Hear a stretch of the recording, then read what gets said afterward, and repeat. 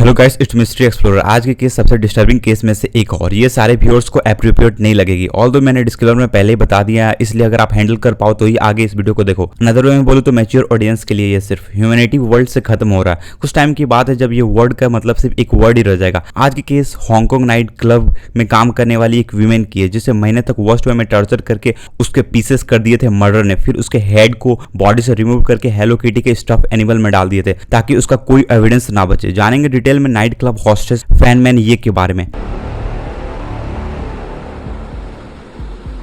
Hello kitty murder case को history में सबसे डिस्टर्बिंग और ब्रूटल केस में से एक माना जाता है और ये केस के बारे में वर्ल्ड को पता भी नहीं चलती। लेकिन मई 99 में एक 14 इयर्स गर्ल आती है पुलिस के पास हेल्प के लिए, जो वो एक्सप्लेन करती है हांगकांग पुलिस स्टेशन में कि वो कुछ हफ्ते से सो नहीं पा रही है। उसे एक वीमेन की घोस्ट उसे हंट कर रही है, जिसकी डेथ उसके इलेक्ट्रिकल वायर्स उसके बांध देने के कारण और वर्स्ट वे में टॉर्चर करने के कारण हुई थी। अब वो 14 इयर्स ओल्ड गर्ल की बात पुलिस डिसमिस कर देते हैं, ये सोच करके कि ये छोटी बच्ची की नॉनसेंस टीनेज वाली ड्रीम होगी जो मूवी देखने से हुई होगी प्रॉबली। पुलिस को ये नहीं पता था ये बच्ची जैसे डेस्पेकेबल काम कर चुकी हुई थी, वैसा कोई नॉर्मल पर्सन करने का क्या, उसके ब्रेन में कभी ऐसे थॉट भी नहीं आते। वो फिर से बताती है अपने प्रॉब्लम को। पता नहीं उसके साथ सही में घोस्ट टाइप के थिंग हुए थे या कोई और रीजन था, क्योंकि उसने ये तक कह दिया था जो घोस्ट वुमेन उसके ड्रीम में आती, यानी वो 14 इयर्स ओल्ड गर्ल खुद भी इन्वॉल्व थी उस वुमेन का मर्डर में। और वो घोस्ट वुमेन उसे कह रही है पुलिस के पास जाकर सब कुछ सच सच बताने के लिए, जो कि पुलिस की अटेंशन को पिक करती है ये डिस्टर्बिंग केस की तरफ। जब पुलिस उसके साथ उसके फ्लैट जो कि काओलिन डिस्ट्रिक्ट में लोकेटेड था वहां जाकर उसके बेडरूम में जो चीजें मिलती है वो सच में कोई नाइटमेयर से कम नहीं था। वहां एक हेलो किटी डॉल के अंदर एक वीमेन की हेड मिलती है और ये केस इसी के कारण हेलो किटी मर्डर के नाम से भी बहुत इनफेमस हो जाती है। वो डॉल के अंदर जिस वीमेन की हेड मिलती है वो किसी और के नहीं, वो फैन मैन ये की हेड रहती है। फैन मैन ये की लाइफ बहुत ट्रेजिक होती है। फैन मैन ये को उसके पेरेंट्स अबैंडन कर दिए रहते हैं, जिसके बाद वो ऑर्फनेज में बड़ी हुई रहती है। अब आप सबको पता ही है ऑर्फनेज में लाइफ कितनी मिजरी होती है। फैन मैन ये की 16 ईयर्स होने के बाद ऑर्फनेज से निकाल दिया जाता। उस समय वो वर्ल्ड के बारे में कुछ नहीं जानती थी, बहुत मुश्किल से वो सर्वाइव कर रही थी, जहां उसे बैड हैबिट लग जाते हैं एडिक्शन के जैसे ड्रग्स, और वो प्रोस्टिट्यूट बन जाती है पैसे अर्न करने के लिए और ड्रग्स के लिए। फैन मैन ये की शादी भी हो जाती है। अनफॉर्चुनेटली उसका हस्बैंड भी ड्रग एडिक्ट होता है। उनके रिलेशनशिप अच्छे नहीं चल रहे थे, उनकी फाइट भी होती है। फैन मैन ये कोशिश करती है ड्रग एडिक्शन से फाइट करने की, बहुत कोशिश करती है, बट ये इतना ईजी नहीं होता। फैन मैन ये के बाद में एक बेटा भी होता है, जिसके बाद वो बहुत डेस्परेट होती है अपने एडिक्शन को क्विट करने के लिए। अपने बेटा के बेटर फ्यूचर के लिए वो नाइट क्लब हॉस्टेस में काम भी करने लगी थी, जिस समय एज उसके अराउंड 23 के अराउंड था।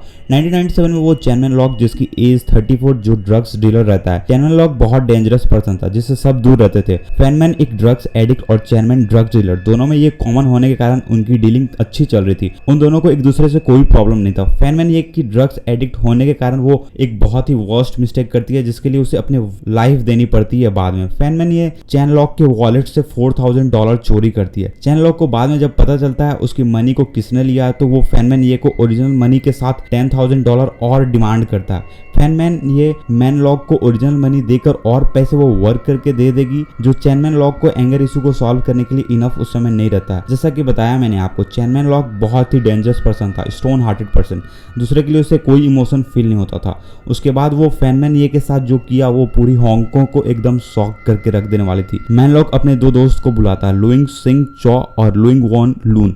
वो दो भी मैन लॉक जैसे हार्टलेस थे। फैन मैन ये जल्दी पैसे ना दे रही थी, वो डिसाइड करते हैं वो फैन मैन ने को ऐसे पनिश करेंगे कि ऐसा उनके साथ फिर फाइट लेने का कोई कोशिश नहीं करेगा। वो फैन मैन ये को किडनैप करते हैं मार्च 1799। वो उसे बांध देते हैं, उसे बहुत मारते हैं, उसके स्किन पे वो प्लास्टिक बर्न करके डाल देते हैं। वो तीन उसका रेप करते हैं, उसके पैर को वो जला देते हैं और वो जितना पेन में होती है और वो चिल्लाती है उनको उतना ही ज्यादा सेटिस्फेक्शन मिलता है। गाइस वो मॉन्स्टर थे जिनमें ह्यूमैनिटी नाम की कोई एक चीज नहीं बची थी। वो और भी वेरियस मेथड यूज किए थे टॉर्चर करने के लिए, जिससे मैं यहाँ बता भी नहीं सकता। फैन मैन को इतने बुरे तरीके से वो टॉर्चर किए थे, जिसके बाद उसकी बॉडी नम हो गई थी उनके अटैक के अगेंस्ट। उनका कोई उसका रिस्पॉन्स नहीं हो रहा था। वो अपने लाइफ पे फाइनली लास्ट स्टेज पे पहुंच गई थी। ये केस आगे और डिस्टर्बिंग होती है जब वो 14 इयर्स गर्ल्स पुलिस के पास आई थी, ये कहने कि उससे जो होस्ट हंट करता वो एक वुमेन का जिसकी मर्डर में वो इन्वॉल्व थी। इनफैक्ट वो भी एक थी फैन मैन ये को टॉर्चर करने में। वो 14 इयर्स ओल्ड गर्ल चैन लॉक की गर्लफ्रेंड थी। चैन मैन लॉक जिसकी एज 34 और उसकी गर्लफ्रेंड का एज सिर्फ 14 ईयर्स। इससे आप जज कर सकते हो चैन मैन लॉक कितना मेस्ड अप पर्सन था। उस स्टाइल के अकॉर्डिंग वो चैन मैन को एक दिन फैन मैन को मल्टीपल टाइम्स हिट करते हुए देखी थी। फैन मैन ये बहुत पेन में थी उस समय। उस चाइल्ड का नाम आफेंग, जिसे कोर्ट ने रखा था उसकी प्राइवेसी के लिए, उसका रियल नेम कोई नहीं जानता। आफेंग जब चैनमैन को देखती है वो फैन ये को मार रहा होता है तो आपको क्या लग रहा है, उसे दुख हुआ वो देखकर? तो आप बहुत गलत सोच रहे हो। उसके अपोजिट ये देखने के बाद आफेंग भी फैनमैन ये को बहुत ब्रूटली तरीके से मारती है। जब पुलिस उससे पूछती है उसने ऐसा क्यों किया फैनमैन के साथ, अगर वो पहले पुलिस के पास आई हुई रहती तो फैनमैन इस हॉरिबल टॉर्चर से बच गई होती। जिसके बाद जो वो रिप्लाई करती है वो बहुत चिलिंग था। Court, I had a feeling it was for fun court, यानी मुझे लगा ये सब करना एंजॉय करने के लिए है। यहाँ आप चैनमैन लॉक, उसके दो फ्रेंड, फिर उसकी गर्लफ्रेंड में कोई आपको ह्यूमैनिटी या कोई भी काइंडनेस नहीं दिख रही होगी। हम इंसान को भी स्ट्रेंजर पर्सन की प्रॉब्लम में भी देखते हैं तो आगे बढ़ते हैं उनकी हेल्प करने के लिए। उनके हेल्प करने के बाद एक अलग लेवल की सेटिस्फेक्शन मिलती है जो मेरे ख्याल से आप सब समझ सकते हो। बट यहाँ वो अपने विक्टिम को टॉर्चर कर उन्हें एंजॉयमेंट मिल रही थी। इस पॉइंट पे अगर उनके पास कोई ह्यूमैनिटी वाली चीज, कोई ह्यूमन वाली चीज थी तो वो सिर्फ ह्यूमन बॉडी थी। आफेंग के अकॉर्डिंग लास्ट में फैनमैन ये की बॉडी जब पूरी तरीके से नम हो गई थी तो चैनमैन लॉक उसके बॉडी को प्लेन पंचिंग बैग जैसा यूज कर रहा था। ये सब टॉर्चर के बाद लास्ट में फैनमैन ये की डेथ हो जाती है अप्रैल 14, 1999 में। चैनमैन लॉक और उसके मेंबर फैनमैन ये की डेथ के बारे में पता चलने के बाद वो उसे बाथटब में रख के वुड कट करने वाली टूल से उसे पीसेस में कर देते हैं।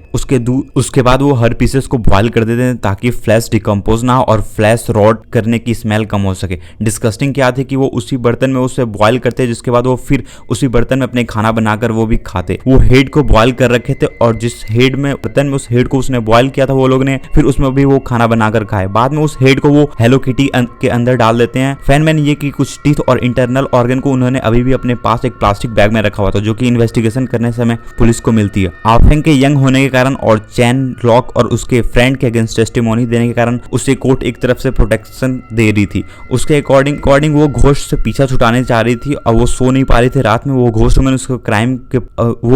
उसको क्राइम को पुलिस के पास जाकर कन्फेस करने को बोल रही थी और उसने ठीक वैसा ही किया। आफेंग की कम एज होने के बाद वो प्रोस्टिट्यूशन में काम करती थी जिसका रिस्पॉन्सिबल चैनमैन लॉक था।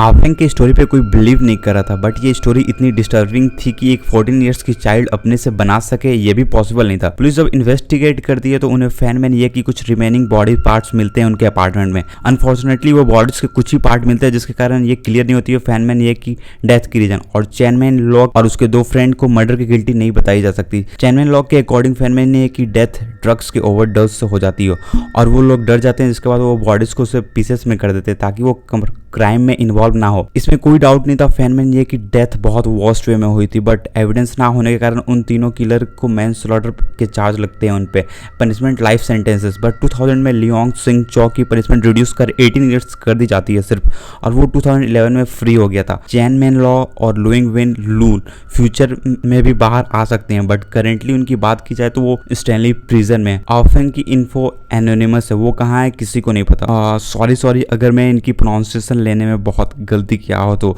वैसे मैं स्क्रीन पे इनकी सारी की नाम लिख दिया हूँ, आप देखकर अपने डाउट क्लियर कर सकते हो। ये बोल रहा हूँ मैं इनके नाम को प्रोनाउंसिएशन में मुझे पता है मैं करेक्ट वे में नहीं लिया हूँ।